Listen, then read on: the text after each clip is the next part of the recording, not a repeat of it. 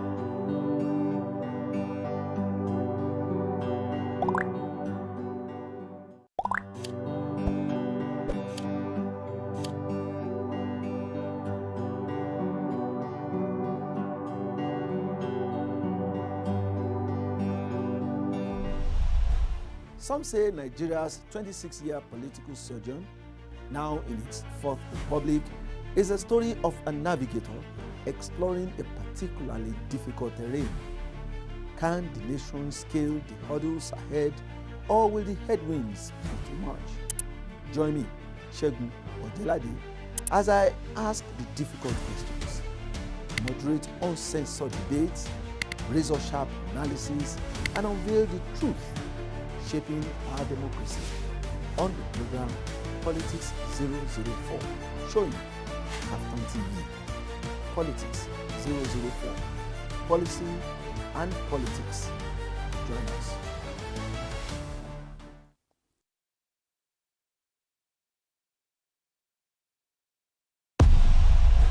Some say Nigeria's 26-year political sojourn, now in its 4th republic, is a story of a navigator exploring a particularly difficult terrain. Can the nation scale the hurdles ahead, or will the headwinds be too much? Join me, Segun Odelade, as I ask the difficult questions, moderate uncensored debates, razor-sharp analysis, and unveil the truth shaping our democracy on the program Politics 004, showing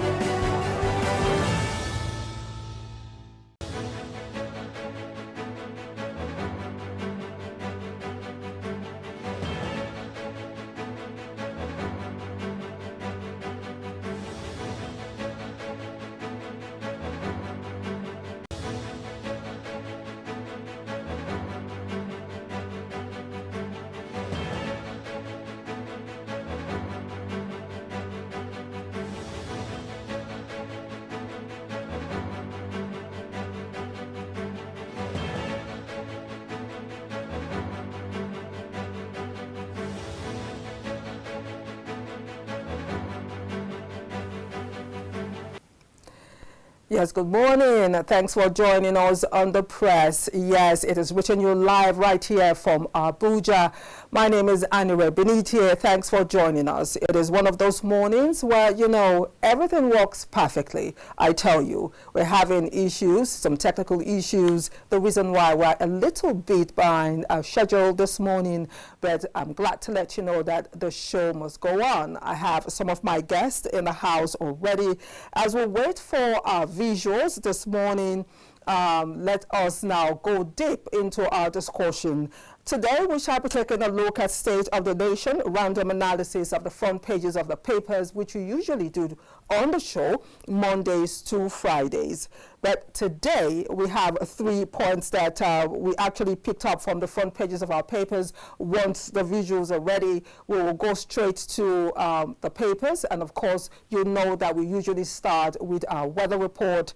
That is where the matter is right now. We're having issues with unloading the visuals for that, the weather report and the newspaper. But once we have that sorted out, we shall go straight on to our usual on the show. But I just want to give you a heads up on what we shall be taking a look at. Of course, gotten from the front pages of our newspaper. Insecurity, I think that's on Vanguard newspaper this morning. 500 million small arms light weapon circulating in West Africa. Now, that statement is actually credited to the Chief of Defense Staff, General Christopher Musa, who disclosed that that amount of arm is actually circulating around in West Africa. And of course, we all know what we face as a nation. Insecurity has bedeviled this nation for a couple of years. And with that kind of statistics coming, he actually gave the statistics yesterday somewhere in Ibadan at an event. And the reality that about 500 million arms are in circulation, illegal arms in circulation. So one can begin to put together or try to evaluate the type of insecurity problems that we're facing as a nation. Nigeria at the center, as it is. There's this local saying that Nigeria is number one in everything. Unfortunately, sometimes on things that we do not desire as a people or a nation. Of course, this morning, we definitely will be taking a look at UK-bound Natasha, who was briefly detained at the Abuja International Airport yesterday. That is one trending story. That woman is just in the eye of the storm.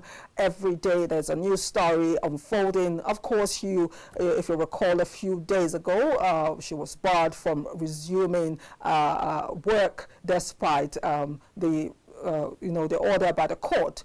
So she actually says that she and the team will be going back, to find out legally what they can do to ensure that those court orders are actually carried out. Only for us to wake up in the morning to see another drama. Apart from that, this morning, we shall be taking a look at fake news and disinformation. EU editors, the media in Nigeria, coming together to ensure that they fight fake news and disinformation. We shall be taking a look at fake news and disinformation, its effect on us as a people, on national development, on politics, governance. It is important for us to, take a look at these issues as they affect us as a nation. This morning, there was actually a fake news of a collapse of a bridge that was just commissioned. I don't want to call the state because a lot of people have gone ahead to post that on social media and it's making the rounds, only for us to get a retract saying that exactly is a fake news and mis or disinformation. Those problems create extra problems for us as a people. So my guest this morning will be taking a look at all of this this morning and talking about fake news, some of the effects of fake news that I was able to come up with, skepticism and uncertainty, division and polarization, and of course manipulation of emotions. These are some of the things we shall be taking a look at on the show this morning. I have two guests, my usual way this morning, hoping and praying. I was told that one of the guests was around. I don't know if the other is here already. So these are the issues that we shall be taking a look at today. Of course, the topics are gotten from the front pages of our national dailies. We'll take a short break now to see if we have our visuals all sorted out. And when we return, more. Stay with us.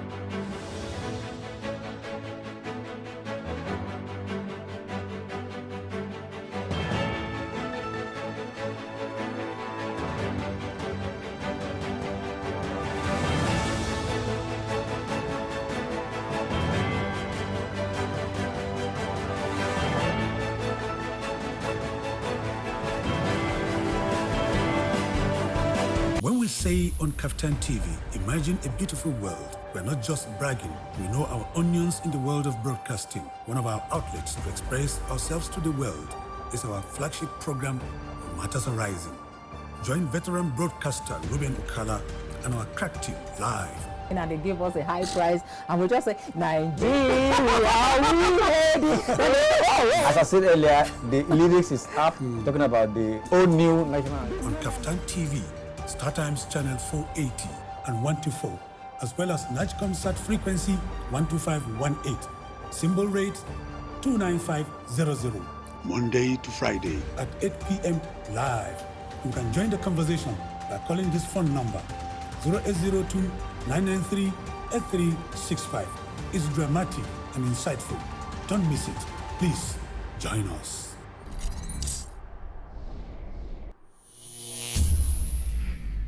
When we say on KAFTAN TV, imagine a beautiful world, we're not just bragging. We know our onions in the world of broadcasting. One of our outlets to express ourselves to the world is our flagship program, Matters Arising.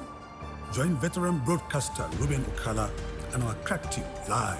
And they give us a high price, and we just say, Nigeria, we ready? As I said earlier, the lyrics is up, talking about the old new national. On KAFTAN TV, StarTimes channel 480 and 124, as well as NIGCOMSAT frequency 12518, symbol rate 29500. Monday to Friday. At 8 p.m. live. You can join the conversation by calling this phone number 0802 993 8365. It's dramatic and insightful. Don't miss it. Please join us.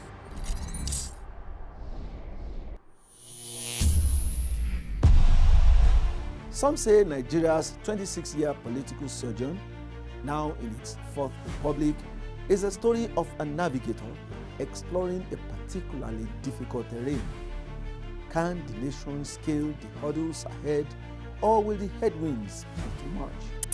Join me, Segun Ojelade, as I ask the difficult questions, moderate uncensored debates, razor-sharp analysis, and unveil the truth shaping our democracy on the program Politics 004, showing KAFTAN TV. Politics 004, Policy and Politics. Join us.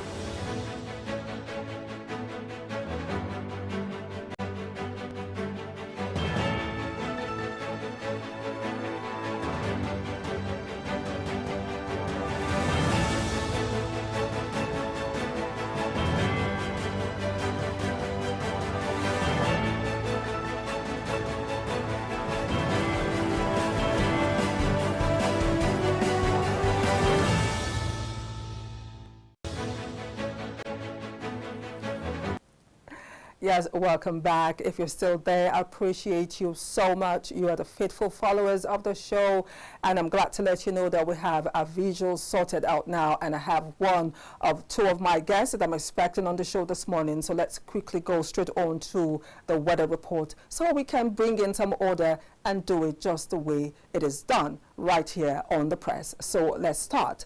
And this morning I am starting from home, Edo State. Edo State this morning on the weather report. Edo started at 24 degrees Celsius, and by 9 a.m. it was 25 degrees Celsius. 10 a.m. is predicted to rise to 26 degrees Celsius, and by 11 a.m. 27 degrees Celsius. By 12 p.m. and 1 p.m. Edo State will see the weather balance at 28 degrees Celsius. Edo is going to be cloudy today with highs at 29 degrees and lows at 23. However, rainy conditions are expected around this time in Edo State, which is 9 a.m.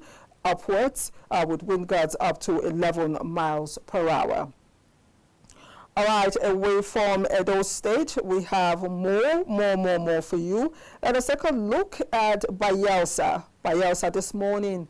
Bayelsa started at 24 degrees Celsius. By 9 a.m. it was 25 degrees Celsius. By 10 a.m. 26 degrees Celsius. 11 a.m. we'll see it rise to 27 degrees Celsius. 12 p.m. we'll see it rise or maintain the 27 status. However, by 1 p.m. it is expected to rise one notch up to 28 degrees Celsius. It's going to be rainy in Bayelsa today. You can see the drizzle right there. Cloudy conditions expected around 1800 hour with wind gusts up to 10 miles per hour. Highs at 28 degrees and lows at 23. Away from Bayelsa, let us move on to Port Harcourt this morning. Port Harcourt started at 24 degrees, but if you see the pictorial right there, Port Harcourt, it is raining in Port Harcourt this morning. It started at 24 degrees. By 9 a.m. it was 25 degrees at 55%. The prediction for 10 a.m. is Port Harcourt maintaining 25 degrees Celsius and 55%. However, it will rise at 11 a.m. to 26 degrees at 50%. At 12 p.m., it will rise to 27 degrees and 1 p.m. 28. Cloudy conditions are expected around 1800 hour. Wind gusts are up to 12 miles per hour. Highs at 28 and lows at 29. All right, let us take a look at Lagos. Or do we still have something from that axis? Port Harcourt, let's take a look. Enugu, let's go to Enugu. Now, let's go back to Enugu, please. Enugu this morning started at 26 degrees. By 9 a.m., it was 24 degrees. 10 a.m., we'll see it rise to 25. 11 a.m., 26. 12 p.m., 27. And 1 p.m., 28 degrees, respectively. Rainy conditions are expected around 17 hours. Wind gusts are up to 14 miles per hour. Enugu is going to be cloudy with highs at 28 degrees and lows at 22. All right, let us now take a look at Lagos if we can. Let us go back to Lagos this morning.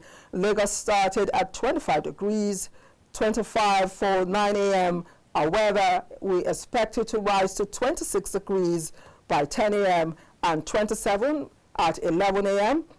It will maintain the same status at 12 p.m. However, it will rise to 28 degrees Celsius by 1 p.m. Cloudy conditions will continue all day. Wind gusts are up to 12 miles per hour. Highs at 28 and lows at 24. Okay, let's move up to Kaduna. Kaduna this morning started at 23 degrees.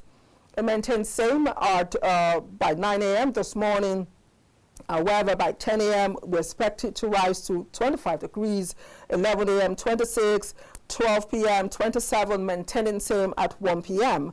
Rainy conditions are expected around 1800 hour, with wind gusts up to 12 miles per hour. Kaduna is going to be mostly cloudy with highs at 28 degrees and lows at 21. Away from Kaduna, let us take a look at Jos. Jos this morning. Jos is cloudy this morning with highs at 23 degrees and lows at 18 degrees.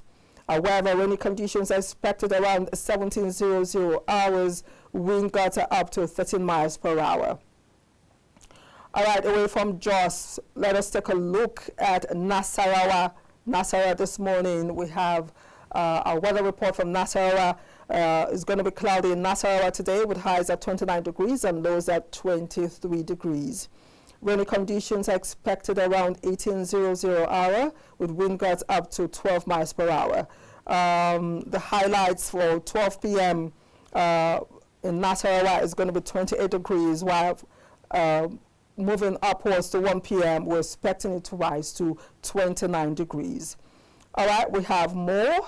Have I brought Kano this morning? Okay, let us take a look at Kano. Strange for Kano this morning. Rainy conditions are expected around 16:00 hour. Wind gusts are up to 13 miles per hour. Kano is going to be mostly cloudy with highs at 30 degrees Celsius and lows at 22. It's strange because Kano is usually very, very sunny. This is away from the usual that we get. I think I brought Kaduna. Let us take a look now at Abuja. Where's Abuja at? I saw Abuja right about here. Just a moment. As I take a look. Abuja this morning. Okay, there you are. Abuja this morning presents 22 degrees cloudy conditions and highs at 27 degrees and lows at 21. Windy conditions are expected around 16:00 hours. Wind gusts are up to 8 miles per hour. The highlights 12 p.m. and 1 p.m. For 12 p.m. 26 degrees expected, and by 1 p.m. 27 degrees. So there you have it, our weather report for today. If your state was mentioned, you know the usual what to do. Make sure you protect yourself and plan properly or appropriately with the weather that we've brought to you this morning. So let us move on now to the front page of or pages of the newspaper. And this morning, let us start with The Punch.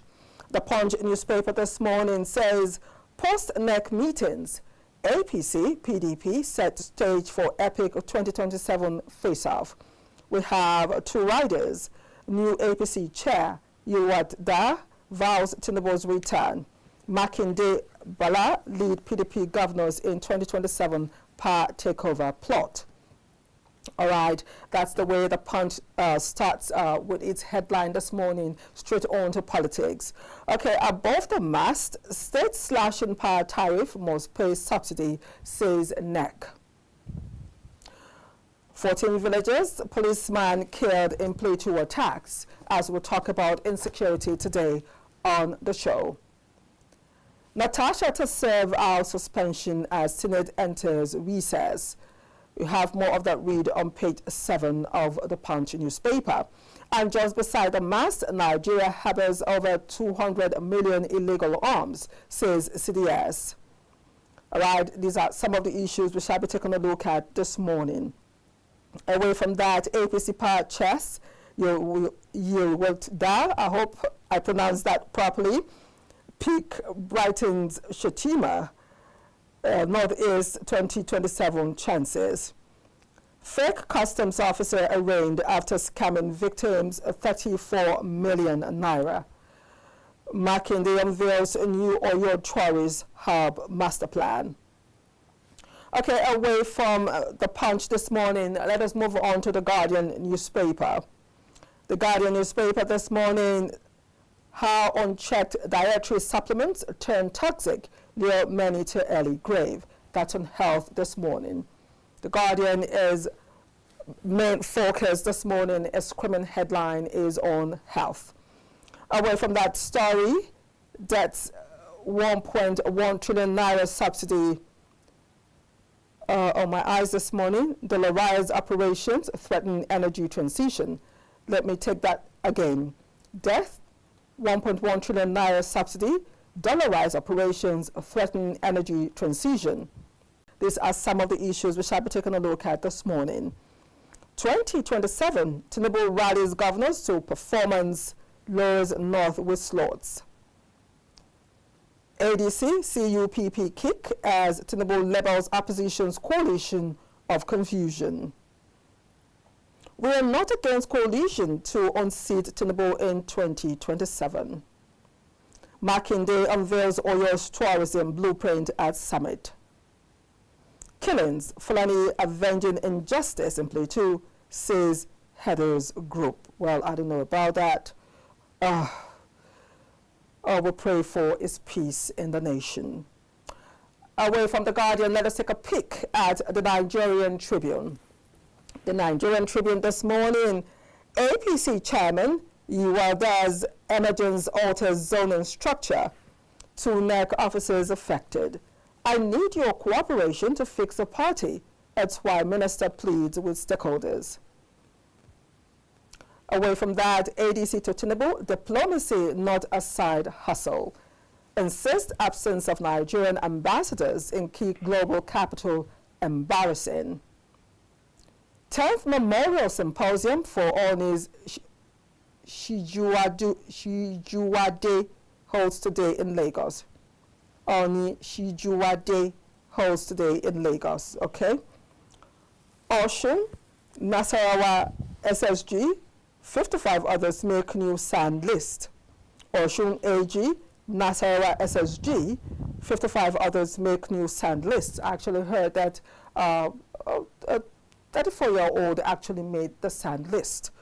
Very, very intriguing indeed. And on health, more than 1,300 died globally from contaminated medicines. WHO UNODC report. Makinde announces tourism reset agenda at International Tourism Summit. Okay, let us move away from that newspaper now to the Matrix. The Matrix this morning is also on politics. 2027, Tinubu, Yulwada, mock opposition coalition. We have 1, 2, 3 riders, Tinubu to opposition, abandon sinking ship, coalition of confusion. There is no opposition for now. I will bring in more PDP governors, Yulwada.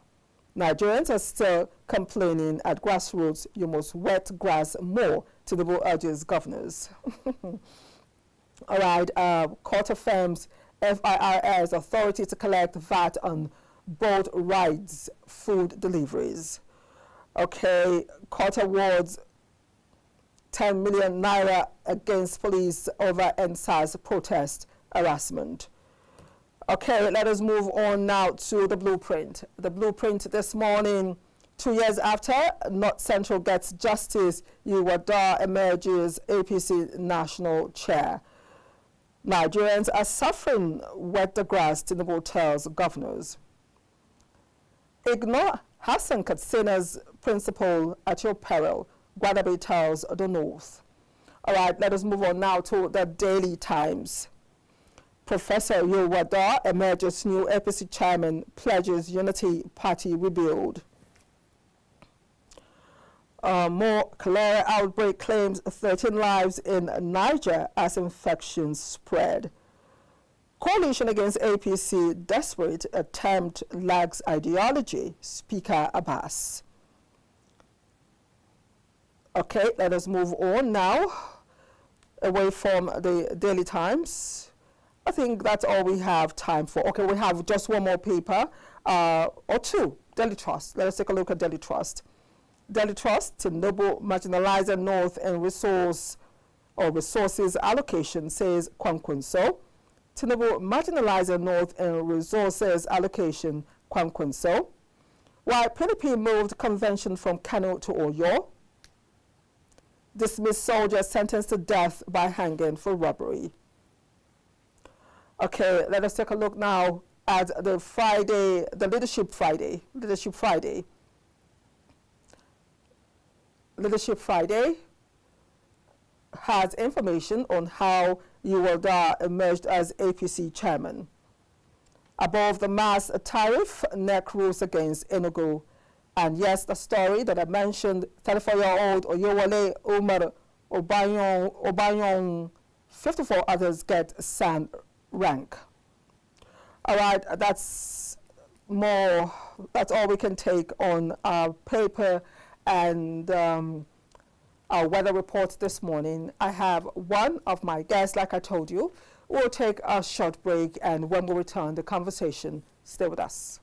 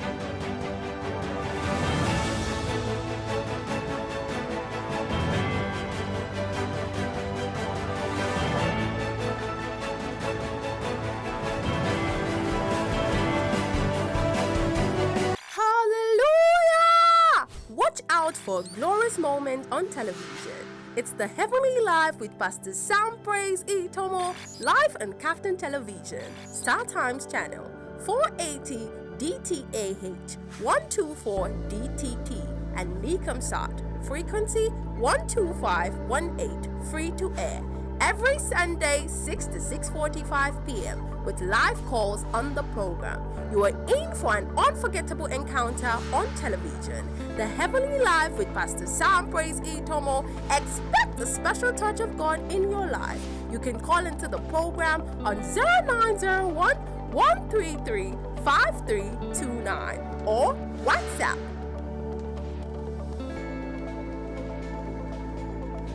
Coming to you, courtesy of Praise City Garden Ministries International, Ministers Hill, Maitama, Abuja. It's the Heavenly Life with Pastor Sam Praise Itomo. It's the best life.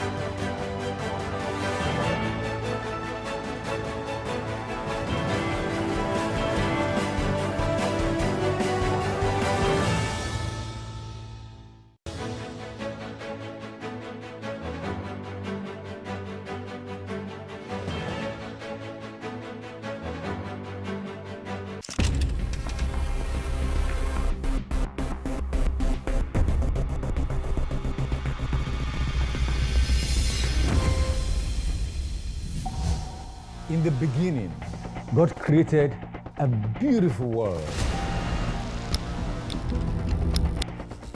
3, 2, 1.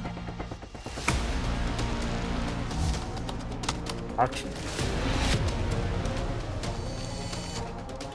And that's why At KAFTAN Television, we imagine a beautiful world.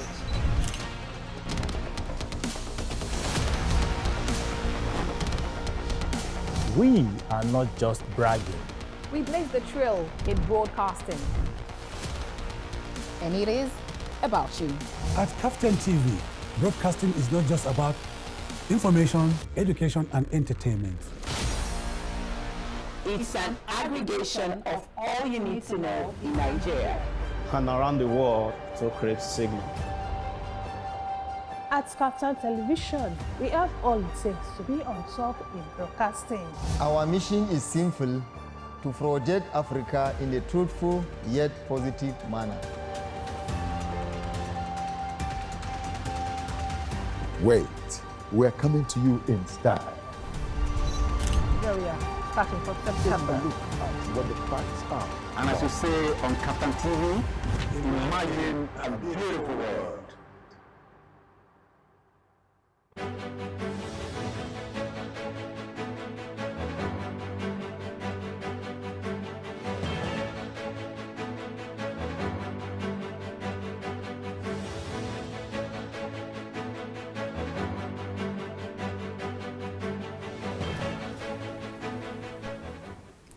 Yes, welcome back. All's well that ends well, or should I say all's well that starts well. Despite the hitches this morning, I'm happy to let you know that we've got our acts together and we're starting the discussion right here. I have my guests, I have a full house. It's always a joy when you call on people to come serve their nation. This is just like NYC, you know. When you call people to come on the show to give their take on national issues, they are actually serving their nation, and I appreciate them so much. Of course, I appreciate you for always being there, watching the show. Those of you who call in to be part of the conversation, we right here on KAFTAN TV, we don't take you for granted at all. We appreciate you, and today we expect that you do the same once the phone lines are opened, so you can also lend your voice to the discussion this morning. When we started the show, I did tell you that we shall be taking a look at the state of the nation, random analysis on the front pages of the papers. We have three focus also gotten from the front page of the papers. But first, let me do the introduction. This morning, I have a fresh face on the show. It is, I'll take that again, I did practice it. Amiemenogehna, Ami-Okhani, is a development practitioner and social affairs analyst with expertise in peace building and governance, anchored in data-driven programming across Nigeria. As a Nigerian youth, and I am so happy to have him right here on the show this morning. Yes. Ami, it's so nice to have you on the show. Thank you for having me. Good morning, everyone. Good morning. Yeah. And yes, our usual suspect, you know him on the show. He's been here for years on the press. He was here with me on Tuesday, and I had to drag him again because for a long time I've been calling him since the last time I saw him, and he has been playing me wayo. But today is here again this morning. Habib Gajo is a public affairs analyst and one-time presidential candidate. It's so nice to have you, Habib. Thanks for having me. Good morning, Nigerians. Habib, stop playing me wayo. When I call, you pick my call. When I call, you pick my call. I know you're a very busy man. I know you're very busy, especially this season. Yeah. So I'm really happy that you could create time once again to be on the show. Thank you. Okay, we're taking a look at three main points this morning, three main focus. Insecurity, 500 million small arms, light weapon circulating in West Africa. UK-bound Natasha briefly detained at Abuja airport, and EU editors fight fake news disinformation. This morning, we are starting with the first that I mentioned, which is insecurity. Now, I have a small brief here that I really want to read out to you, credited to the Chief of Defense Staff, General Christopher Musa, who disclosed that 500 million small arms and light weapons are circulating in West Africa and in Nigeria. Most of them end up in Nigeria. General Musa highlighted various ways Nigeria's security is being undermined by external crisis and instability, including the proliferation of arms, economic shocks, transnational terrorism, cyber threats, and environmental stresses. His words, Nigeria's vulnerabilities are not just internal, they are being shaped by the global fragility metrics.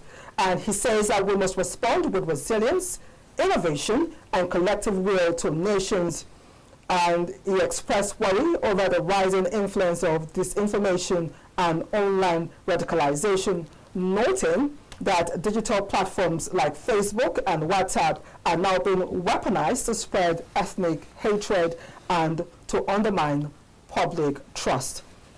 So, this is how we start our discourse this morning as we take a look at those issues. Ami, I want to start with you this morning. Insecurity has become like a part of our nature, unfortunately, in the country. Once upon a time, this was the calmest, sweetest nation you can ever find. Years ago, we made Guinness Book of Record as the happiest people on earth. When our comedians make joke about how peaceful, they make jokes about how peaceful Nigeria is, they talk about natural resources, they mention one, which is a problem I don't want to mention here. There was never a time in our history where insecurity was a problem. Then one day we wake up and we are faced by insecurity day in, day out, not just in one zone, but the entire nation. And now, just yesterday, the CDS has come up with the statistics letting us understand that over 500 million weapons, illegal weapons and arms, are in circulation in West Africa, and most of them, that is 200 million of them, find their way into Nigeria. My question this morning, based on this very alarming figure, is trying to find out the impact of this on our security as a nation, or insecurity on the flip side as a nation. Okay, so thank you for that question. So the interesting thing about that analysis is that he zoomed in on West Africa, not just mentioning Nigeria alone. And why is that important? It's because we don't live in silos, right? We need to look at what has happened within the West African sub-region. So I've been tracking the data for the last 5 years, let's say from 2020 to 2024. You would observe that 2024 alone accounted for over 30% of attacks we have had for the past 5 years within the West African region. And so particularly 4 countries are the culprits, Nigeria being one of them, Mali, Niger, Burkina Faso, which are countries in the Sahel region. Now what does this do for us? It shows that the terrorists are spreading. Interestingly, not just even in this region. If you look at violent extremism now in West Africa, they're even spreading southwards. Countries in the coastal state of West Africa that didn't have any conflict before are now experiencing conflict. Even in Nigeria, you will observe that you are beginning to see terrorist cells come up even in the southward part of the area. Now, when we now say 200 million small and light weapon in Nigeria, it's not news, right? So recently we saw Tunji, the Minister of Interior, even mocking the budget given to the Ministry of Interior, saying we just have a mere 10 billion. So if you have 10 billion for that agency to guard the porous borders, and CG Musa also reiterated how porous the borders are, and when you have these neighbors having issues, and in the breakdown of, you understand what's happening at the space of ECOWAS, AES, TOSO, that collaboration is reducing. So it's safe to say they have a run free, and we're having new groups come up, right? We didn't used to have Lakurawa before. Lakurawa is coming up. A state like Kebbi before used to be quite peaceful, but recently you are seeing issues coming in Kebbi. So this is not news, right? And this is not a surprising thing. It's clear we have porous borders, over 4,000 kilometers of borders. We have very little budget to guard it. We have decreasing governance presence, not just in Nigeria, but with our neighbors. And that's why even in his speech yesterday, he was reiterating that they are collaborating.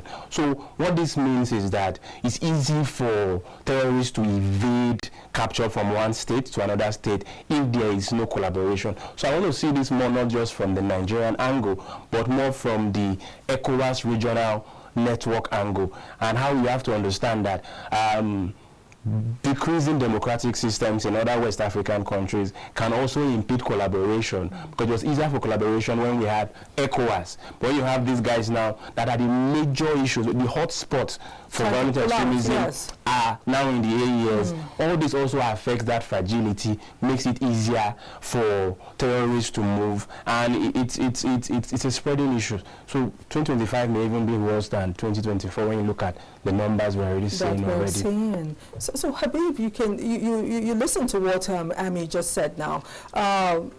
Our porous borders have always been a serious issue where people can just walk in and assume a Nigerian nationality, mention your names. I've had instances where I've come across certain people who claim to be Nigerians, and I know deep down in my heart that these are not Nigerians. You know Nigerians when you see them. It is possible that these are not Nigerians and look more like Nigerians or from other parts of the West African nation, but they claim to be Nigerians.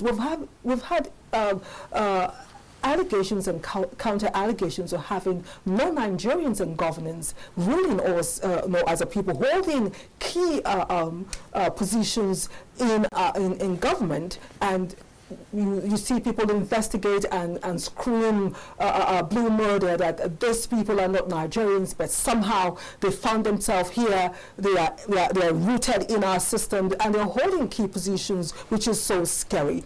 He has mentioned how porous the borders are, and today we have the statistics to the effect that over 200 million illegal arms are in circulation, and every day we scream insecurity.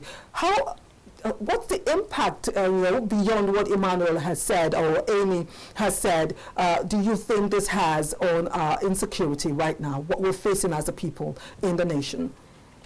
Oh, that's a double-barrel question. Yes, indeed. Amy, thank you very much. You have put the data straight. Definitely, we are in trouble as a nation or as a country, as a people. First of all, the CDS has made it very clear in several fora and media chat and interviews, more especially the international media. He said it very clear, loud and clear, that our borders are porous.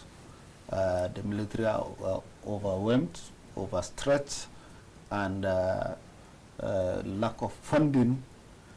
And he advised the government to put more energy and more money in minding our borders. You understand? Even if it will take to wall them. You understand? Like what America did with Mexico, we can do that with Niger, Cameroon, and Chad. You understand? So that to protect the sovereignty of Nigeria. But lack of funding is one of the key challenges. And he talked about the use of technology. Now, every fight, every war, whether conventional war, asymmetrical war, requires technology. You understand? Nobody in this country will agree or will say that when these people are moving in hundreds and thousands, whether in their bikes or in their Toyota Hilux, have nobody seen them or nobody alerted the security agencies that there is a movement of bunch of people or strange people or dangerous people moving toward this direction. There is always an information. You understand?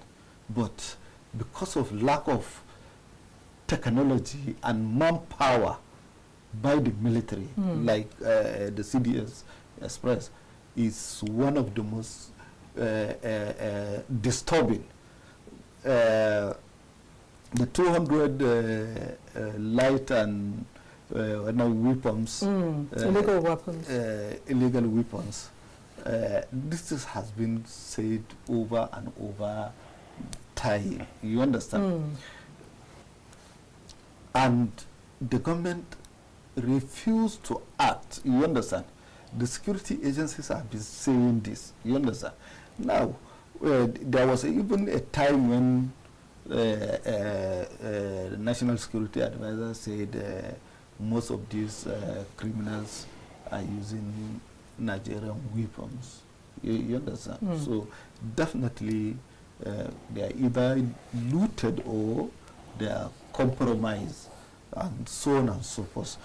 I agree with you, Amy, that the ECOWAS region, where we border all Francophone countries, are in trouble, are insurgents. There is rebellion and guerrilla war going on. So we're supposed to mind our borders and try to push back. You understand, Nigeria as a giant of Africa, either to help and settle those crises. For example, now in Chad, when there was a guerrilla during Idris Deby and what is the name of the former president they want to overthrow, then you understand, they will come to Nigeria and do what they want to do, and they will go back till they overthrow the government of I forgot his name, but I will remember. You understand? Now you have Burkina Faso now, you have Niger now, you understand? They are under the military government, and they have this insurgency more than Nigeria. You understand? But because Nigeria is the biggest country in the West Africa, so our own always goes viral. You understand? If they are killing, if they are attacking like 100 people in Nigeria, it will be 500 people or 300 people or 400 people because of our population. Now, putting all this together, and you see, one, leadership requires, to lead a country, you require an individual or a personality who knows the politics of his nation and how to manage and maneuver. Secondly, you need to have a president who knows the national security of his people. In the national security of Nigeria and Africa and even outside world, and you need a president who knows the foreign policy and diplomacy, and you need a president who knows the political economy of his country, because all these things that you are seeing is affecting economy gradually. You understand? And now we have reached to a level of poverty because of insecurity. Nobody goes to farm. People are afraid. You afraid to travel.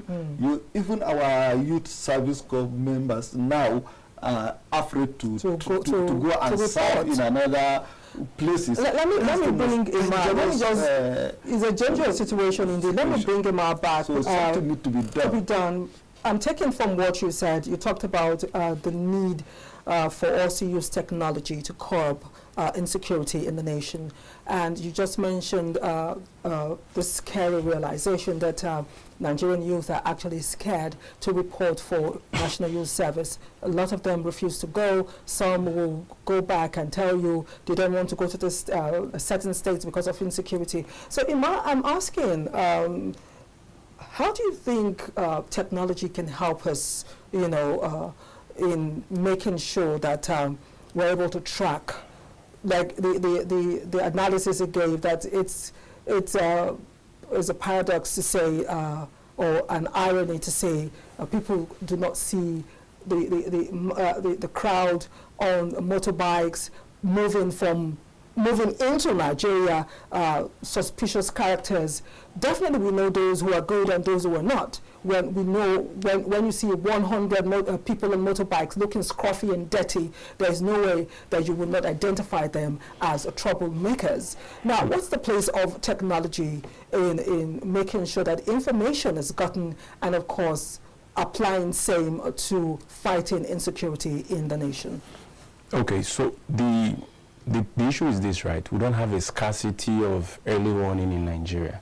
And part of what he said, like you said now, we don't have a scarcity of early warning in Nigeria. So the issue we have is timely response. So we have various early warning systems currently in Nigeria. We have a lot of development partners.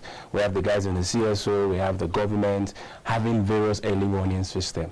That means ability for people to track information, relay this information either through SMS technology, social media. There are various early warning apps we have in Nigeria. But the key question is that how timely is the response? And that's the crux of the matter, right? We are evolving from a point of having conversations around early warning, early warning, early warning. So we have used technology to a very large extent to track early warning, but have we really brought about that response? So even if we know that 100 persons are going through a porous border, is there a system we have put in place to be able to track them and diffuse that situation? So we have not really done that. And the challenge with all this is that application technology is not cheap, right? It comes with enormous issues. And we have observed over, especially when Buhari was in power, we saw that the security sector had the highest large of the budget chunk for that period. But overall, when you convert this naira to dollar, how much is it really is in the grand scheme of things? And everywhere, when it comes to fighting insecurity, you really need to invest a lot when it comes to technology. But however, right now, the question is how can we use it for response? And the issue comes with, do we have arms as our security agencies? How armed are they? Secondly, how are we using it for intelligence? Also, how are we using it for collaboration? So for me, I would say a large chunk of the issue, while we can acknowledge technology, we cannot eliminate the whole manpower issues. We cannot eliminate all these issues. Okay. Well, we're having issues right now. We'll take a short break, and when we return, the show will continue. Stay with us.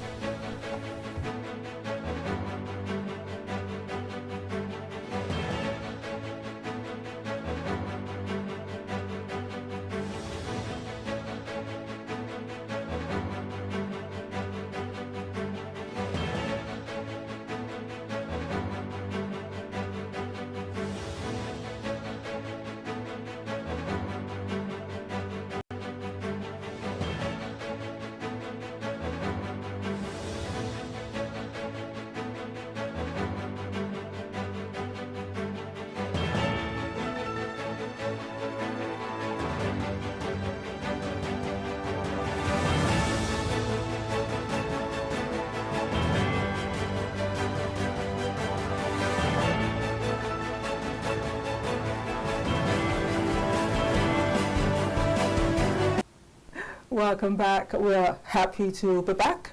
Like I said at the beginning, this is one of those days, but the show continues.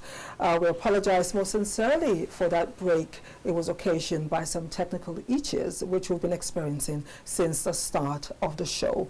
And before the break, Amy here was letting us understand how technology can help solve, the influx of illegal arms into Nigeria, not just illegal arms, but those who carry them. Continue, please, Emmanuel. Okay, so I was reiterating the fact that while technology is one of the ways we can address the issue, there are also larger forms of issues. You know, he did mention the political systems, the economic issues, right? So I think when you look at yourself as a country and realize that, okay, we really don't have this much funds to do most of these things. We're always crying, we need to borrow. So how can we use low-cost systems? And that's why the emphasis now has been more of building community resilience. How can we build the community resilience and do more of what we call preventive and proactive peace building? Right? So right now our peace building systems are more of reactive. So while we are applying technology, we cannot forget the individual. How are we building trust with the community? How are we addressing the drivers and the root cause of violent extremism? And there are things we know, right? People are aggrieved from sectarian conflict happening at every levels. We see that increasing distrust. There is no community have collected data in where they say they have that trust for the security agencies. So increasingly, there's that perception of the average Nigerian that I cannot trust the security agencies. So whether you have the best of technology, if you do not address the drivers, if you don't address those root causes, you may have the technology, but the intelligence from the community, you may still not get it. So while I advocate for improved technology, and while we would get the cost of doing that is also still high, I think our emphasis should move on. How do we build the resilience of the community? How do we build the trust of the community members to support in seeing this as an ownership thing and not create these perceptions? Because again, you see, the issue with border communities is that it's also very dicey, because you may think that these are persons coming from another country, but these guys may say, okay, these are even persons that are my brothers also. We have had that issues around border communities where these lines drawn to them are not there. If I have my cousin brother who is in Niger, are you going to say when he or she is coming, I should stop that person? So most times the issues are beyond just black and white. They are gray areas. So I think the general thing we need to focus more on is building community resilience, increasing community trust, leveraging the existing technology, right? I, for example, have done a lot of work in early warning, early response, and over time people get weary. We keep reporting, we keep giving you information, but do you back it with timely response? So over time, the persons, they said, okay, this is just business as usual, right? I think I was in an LG in Castina, and I saw bikes just flocking in and out, and it's a normal thing for them. They are used to it. It's what they are used to, right? You see some border posts and it's just a stick there. You can easily move it past and put it back. So these are not issues that so people have gotten used to this. It's becoming a way of life for them. They have adapted so much. So while technology is good, I would advocate more for increasing community trust and building community resilience to address the drivers and to promote proactive and preventive peace building approaches. Yes, thank you so much. If you just joined us, it is the press. Please come. By this time, I want us to open the phone lines right now. Please let the phone lines be open so people can begin to call in and be part of the conversation.